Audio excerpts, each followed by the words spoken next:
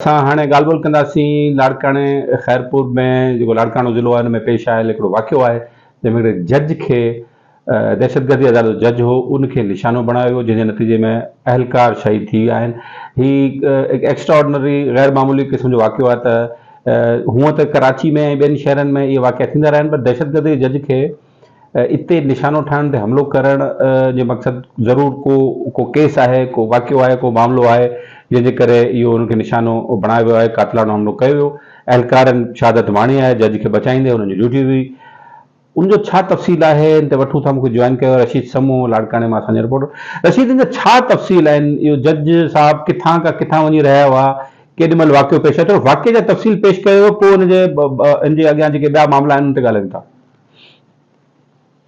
ॾिसो मौसम साहब, मां तव्हांखे ॿुधायां त हे सेशन जज आहे लाड़काणे जो सिमखान मुगल, ऐं जंहिंखे इंतसाद दहशतगर्दी जी जेकी ट्रोड़ अदालत आहे उनजी बि इज़ाफ़ी चार्ज आहे। ही जेको आहे सखर हाई कोर्ट में गुज़िरियल ॾींहुं राति जो हिकिड़ी तक़रीब ही जिन जजनि जो साल पूरो थी वियो हो उन्हनि जी हिकिड़ी तक़रीब रखियल हुई जंहिंमें चीफ जस्टिस सिंधु बि उते सखर में आयल हो।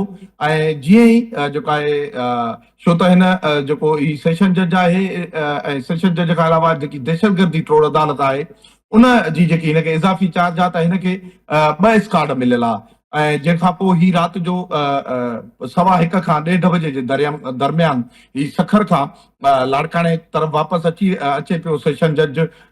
जॾहिं वापसि पोइ अचे त जेकी टंडो मस्ती खां अॻियां जेको आहे टूल प्लाज़ा नूरपुर जेको आहे जे भरिसां हथियार बंदनि जेको आहे फायरिंग कई आहे। ऐं फायरिंग जे नतीजे में जेको स्कार्ड जेको हुयो सेशन जज जो स्कार्ड 3 VIP स्कार्ड 3 जेके चवंदा आहिनि, 2 स्कार्ड हूंदा आहिनि, हिकिड़ो VIP स्कार्ड 5 आहे ऐं ॿियो VIP स्कार्ड 3 आहे। हाणे VIP स्कार्ड जेको 3 हो उन ते जेको आहे हथियार बंदनि उते फायरिंग कई आहे। फायरिंग जे नतीजे में जेको पुलिस एहलकार आहे मक़बूल अमन शेख उहो जेको आहे शहीद थी वियो आहे। 2 जेके पुलिस एहलकार आहिनि उहे जेके आहिनि उहे ज़ख़्मी थी पिया आहिनि, जिन में इक़बाल मलाणो आहे ऐं सकीर अहमद आहे, उहे सख़्तु ज़ख़्मी थी पिया। ऐं जेको सेशन जज आहे उहो महफ़ूज़ जेको आहे रहियो। उनखे जेको ॿियो स्कार्ड 5 हो उहो जेको आहे उनखे महफ़ूज़ लाड़काणे पहुचायो न। ऐं जेके सिपाही आहे जेके शहीद जेको ज़ख़्मी सिपाही आहिनि उन्हनि जो जेको इलाज आहे उहो लाड़काणे जे ट्रामा सेंटर में हलंदड़ आहे। अॼु जेको आहे इहो मालूम थियो त जेको सेशन जज DIG लाड़काणो खे बि घुरायो हो पाण तरफ़ ऐं DIG सखर खे बि उन्हनि सां बि मिलियो आहे। छो त चीफ जस्टिस जेको आहे कल्ह लाड़काणे हो, अॼु जेको आहे जेको सिंध आहे चीफ जस्टिस सिंध उहो अॼु लाड़काणे आयल हो ऐं सेशन जज उन चीफ जस्टिस सां बि अॼु उन सां मिलियो आहे। उहा सॼी जेकी पोज़ीशन आहे उहा उनखे उन ॿुधाई आहे। ऐं ही ज़ाहिर ॻाल्हि आहे ही सेशन जज खां हटी करे हिनखे ॿी चार्ज बि मिलियल आहे। इंतसाद दहशतगर्दी जेकी ट्रोड़ अदालत आहे उहा बि हिनखे चार्ज मिलियल आहे। ऐं हिन वक़्तु जेको आहे जेकी सूरत हाल आहे उहो त उन हवाले सां राति जो बि असां ॻाल्हायोसीं त SSP जेको आहे लाड़काणे ॿुधायो त SSP लाड़काणो पुलिस ऐं खैरपुर पुलिस जेको आहे कचे जे तरफ़ उन्हनि ऑपरेशन शुरू कई पर उन्हनि खे को जेको बहितर जेको रिज़ल्ट आहे उहो न मिली सघियो आहे। छो त थियण त ईअं खपे हा त जेको इंतसाद दहशतगर्दी जो जेको आहे जज आहे ऐं सेशन जज आहे हिन ते फायरिंग कई वई त उन जा जेके जिन फायरिंग कंदड़ आहिनि उहे गिरफ़्तार थियनि। पर हिन वक़्त ताईं पुलिस जेकी आहे उहा उनखे जवाबदारनि खे गिरफ़्तार करण में मुकमल तौर ते नाकाम थी वई आहे ऐं जेके जवाबदार आहिनि हिन वक़्त ताईं गिरफ़्तार न थी सघिया आहिनि। बाक़ी जेकी इन तरीक़े जी जेकी हालांकि थियणु त ईअं घुरिजे त वॾी इन ते इंक्वायरी थियणु घुरिजे। किरोड़े रुपया अरबे रुपया पुलिस खे बजट बि मिले पई पर जेको ही मुख़्तलिफ़ वक़्तनि ते IG सिंध लाड़काणे में भी अची मीटिंग कई आहे। हालांकि ही कल्ह वाक़ियो थियो आहे पर उन खां हिकिड़ो ॾींहुं 2 ॾींहं अॻु में IG सिंध अची DIG ऑफिस में अमन अमान जे सूरत हाल ते सॼी रेंज में मीटिंग बि कई हुई पर उन खां पोइ बि ही वाक़ियो पेश आयो। ऐं अमन अमान जी जेकी सूरत हाल आहे उहा मुकमल तौर ते लाड़काणो रेंज हुजे। ठीकु आहे, मूंखे ॿुधाइजो रशीद रशीद मूंखे ॿुधाइजो त हिन वाक़िए जो जेको थियो आहे हिकु जो मक़सदु आहे जेकॾहिं जज साहब टारगेट हुआ त इन जो मक़सदु इहो आहे त इन्हनि जिन माण्हुनि फायरिंग कई इन्हनि खे इन टाइम जी ऐं इन लंघ जी ख़बर हुई, छाकाणि रूटीन जो टूअर त हो कोन। इहो शादी जेका बि तकरीब हुई सखर में उतां वापसी थिया पे तंहिंजो मक़सदु आहे त उन्हनि खे इहा इतला हो त जज साहिब हितां गुज़रंदा त उन्हनि ते फायरिंग कजे। हिकिड़ी शइ हो। ॿियो सवाल इहो आहे त छा इहो वाक़ियो चई सघिजे थो त इहो रूटीन में जॾहिं राति जो अहिड़े टाइम ते गाॾियूं वञनि थियूं उन ते फायरिंग सॼी सिंध में उत्तर जे ज़िलनि में थिए थी ऐं कश्मीर कंदकोट शिकारपुर जेको आहे वारे पासे ख़ैरपुर लाड़काणे में एॾी राति जो ट्रेवल थींदो ई न आहे ऐं जेके बि धाड़ियल आहिनि उहे डकैती जे या फुर जे हिसाब सां उते वेंदा आहिनि ऐं गाॾियुनि ते फायरिंगूं कंदा आहिनि। इहे ॿ मुख़्तलिफ़ शयूं आहिनि। तव्हां हिननि खे कीअं था ॾिसो त ॿिनि मुख़्तलिफ़ मां छा थी सघे थो मुमकिन? ॾिसो हिकदमि मोहसिन साहब इन जेको खेरपुर वारो रूट आहे छो त पहिरियों पहिरियों जेको बदनाम हो उहो रूट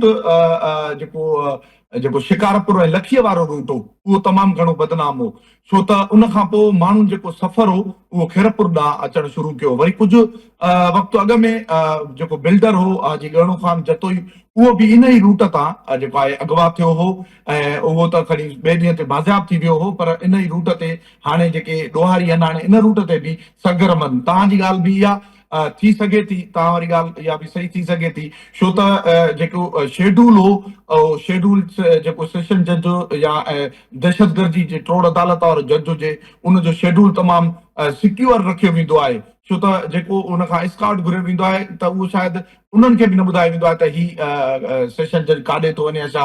उहो हिकिड़ो पंहिंजो सिक्योर रखियो वेंदो आहे ऐं कंहिंखे ॿुधाईंदा बि कोन्हनि। ही तमामु वॾो हिकिड़ो हिसास मामिलो आहे ऐं छो त ही सेशन जज सां गॾु हिकिड़ी इंतशाद दहशतगर्दी जेकी दहशतगर्दी ट्रोड़ अदालत आहे उनजो बि जज आहे ऐं हालांकि इहो जेको आहे हिन ते हिकिड़ी वॾी जेका आहे इंक्वायरी थियणु घुरिजे ऐं इहो हिनजी जांच थियणु घुरिजे त इहो मामिलो असुल हक़ीक़त छा आहे छो त हिन असुल हक़ीक़त मालूम करण लाइ असांखे अॼु इहा ज़रियनि खां ख़बर पई त सेशन जज लाड़काणो सिमकान मुगल साहब उन जेको आहे अॼु उनखे जेको DIG लाड़काणो हो उनखे बि घुरायो पाण वटि ऐं उन खां पोइ DIG सखर खे बि उन जेको आहे घुरायो पाण वटि ऐं उन खां इहे तफ़सील ज़ाहिर सी ॻाल्हि आहे उन्हनि खां मालूमात बि वरिती हूंदी ऑपरेशन जे हवाले सां ऐं ॿिया जेके तफ़सील आहिनि उहे बि हिननि ॿिन्ही DIGs खां वरिता हूंदा ऐं जेको आहे इन अंदरूनी जेकी छा मामिलो आहे हिनखे हिकिड़ी वॾी इंक्वायरी थियणु घुरिजे। पर ही जेको आहे हाणे जेके ॿई पटियूं आहिनि उहो जेकी